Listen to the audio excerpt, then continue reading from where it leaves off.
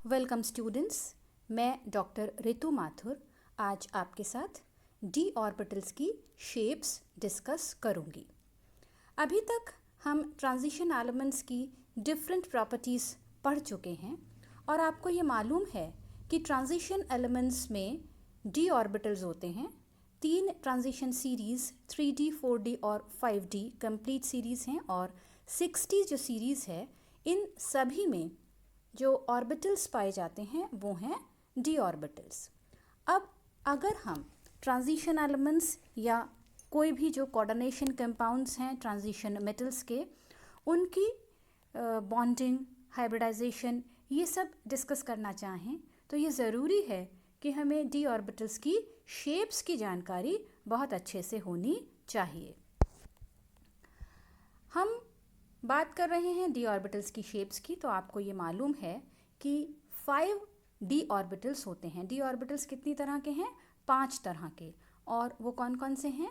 D x y, d y z, d z x, और इसके अलावा जो 2 और हैं शेष, वो हैं d x square Y square और d Z square.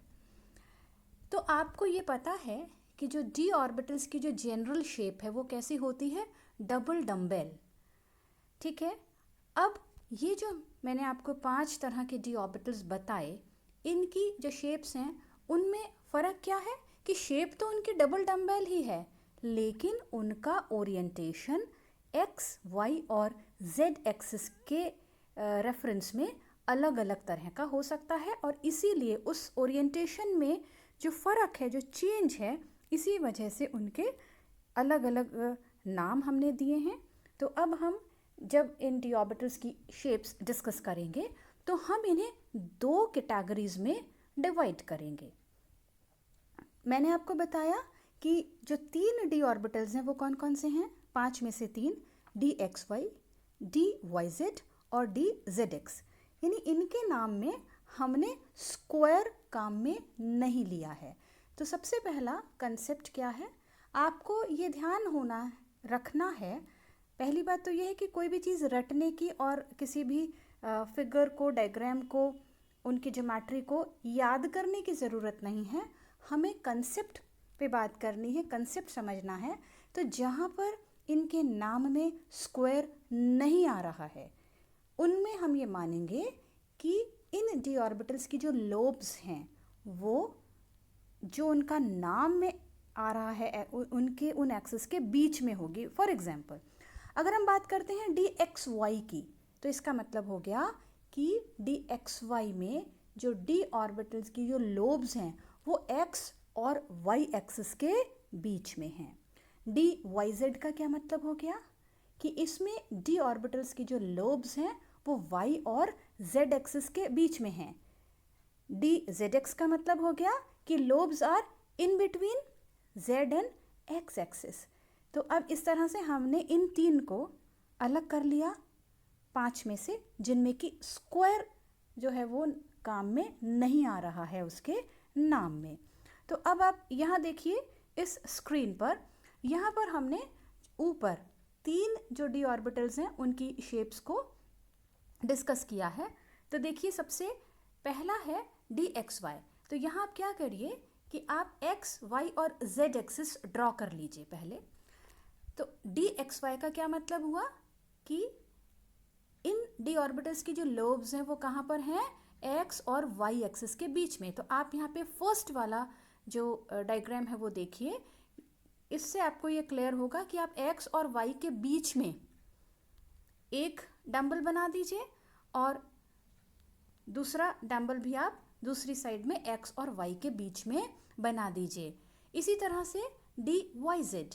D y z का क्या मतलब है कि the lobes are in between y and z axis, यानी कि वाई और जेड एक्सिस के बीच में लोब्स हैं और एग्जैक्टली उसी तरह से ये यहाँ पर बनाया हुआ है। तो यहाँ कुछ भी चीज़ याद करने की, रटने की ज़रूरत नहीं है।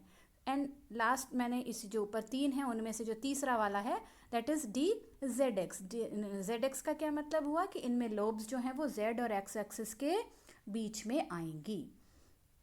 अब हम बात करते हैं 4th और 5th टाइप के डी ऑर्बिटल्स की, जैसा कि आप नाम से देख रहे हैं वो है d x square Y square and d Z square. तो पहला इसमें से हो गया D x square Y square.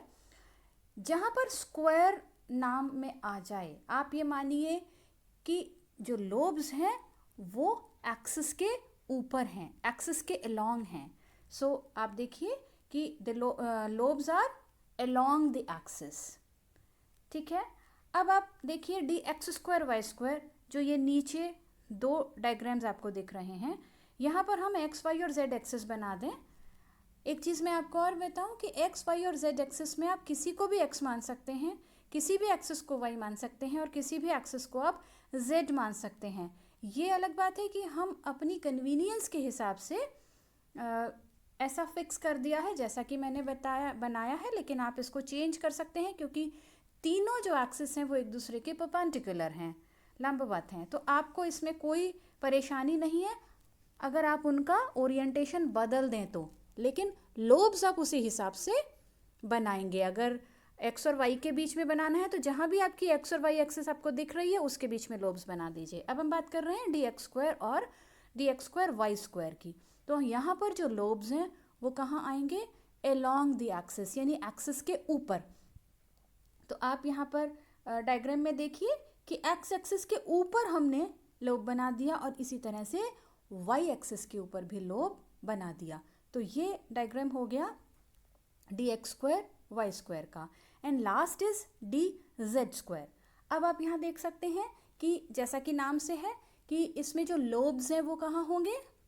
Z axis के ऊपर, अलोंग जेड एक्सिस। लेकिन अब यहाँ प्रॉब्लम क्या आएगी कि जेड एक्सिस के ऊपर दो ही लोब्स आ सकते हैं।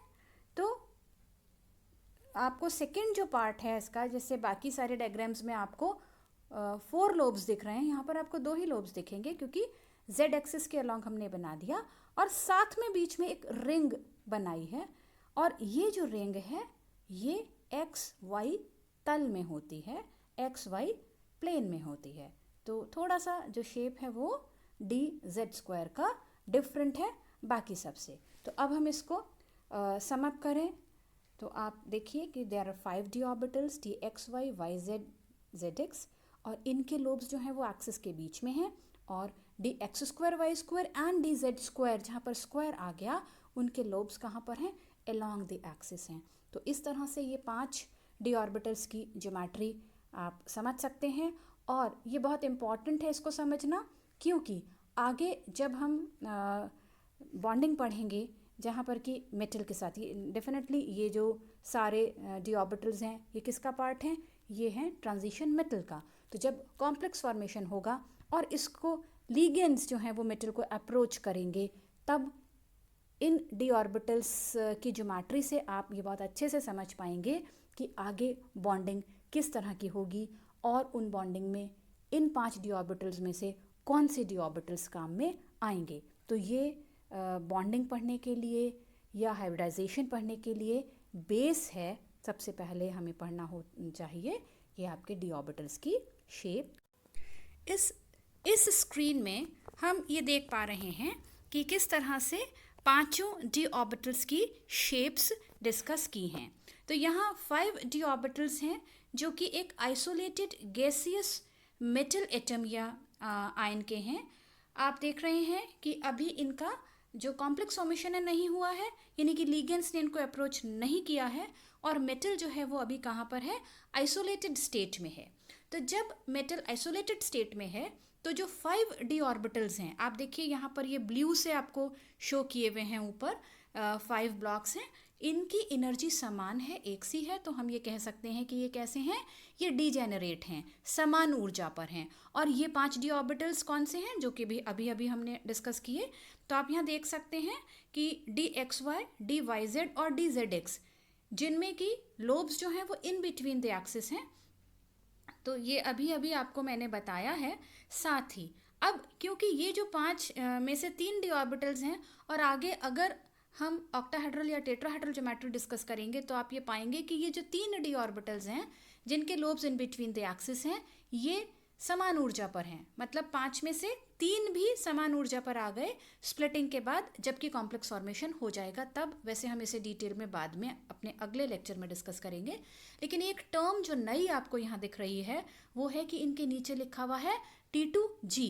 तो व्हाट डज इट मीन?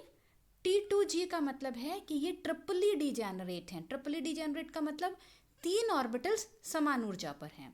और G का क्या मतलब है? जेरेड। G इज जेरेड, और जेरेड का मतलब होता है सिमेट्रिकल। तो जैसे ऑक्टाहेड्रल ज्योमेट्री होती है वो एक सिमेट्रिकल ज्योमेट्री है। तो यहाँ इसीलिए हमने T2 के साथ में क्या लगाया? G। T2 किसको स्टैंड कर रहा है? ट्रिपली डिजेनरेट को। और G किसको स्टैंड कर रहा है? जेरेड। जेरेड यानी कि समतिथ, सिमेट्रिकल। इसी तरह से जो dx²y² और dz² है, जो कि हमने एक अलग सेट माना था जिसमें कि स्क्वायर वर्ड आ रहा है, जिसमें कि लोब्स जो हैं वो अलोंग द एक्सिस हैं, उसके नीचे आप देख रहे हैं लिखा हुआ EG। तो ये सब लैटिन और ग्रीक वर्ड्स हैं। और E का मतलब है डबली डिजेनरेट, यानी कि दो हैं साथ में ऑर्बिटल्स और उनकी ऊर्जा बराबर है। And G again stands for Jared यानी कि सिमेट्रिकल। अब आप यहाँ पर अपने रिवीजन के लिए फिर देख सकते हैं इस स्क्रीन के ऊपर कि 5 जो डी ऑर्बिटल्स हैं उनको किस तरह से रिप्रेजेंट किया है, उनकी ज्योमेट्री किस तरह से शो की है। Thank you.